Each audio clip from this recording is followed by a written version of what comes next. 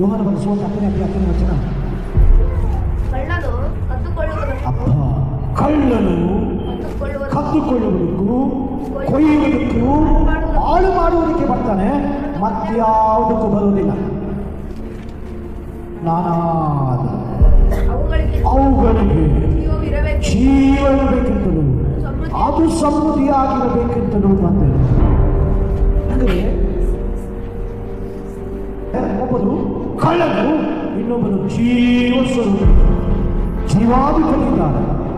ಕಳ್ಳನು ಕದ್ದುಕೊಳ್ತಾನೆ, ಕೊಯ್ತಾನೆ, ಹಾಳು ಮಾಡ್ತಾನೆ, ನಾಶನ ಮಾಡ್ತಾನೆ. ಯಾರು ಕಳ್ಳನ ಕೈಗೆ ಸಿಕ್ಕಾಕೊಂಡಿದ್ದಾರೋ ಅವರನ್ನು ಬಿಡಿಸುವುದಕ್ಕಾಗಿ ನನ್ನ ಕರ್ತನು 2000 ವರ್ಷಗಳ ಹಿಂದೆ ಭೂಮಿಗೆ ಬಂದನು. ಕಳ್ಳನ ಕೈಗೆ ಸಿಕ್ಕಾಕೊಂಡವರು ಜೀವನ ಪಡ್ಕೊಳ್ಬೇಕಂದ್ರೆ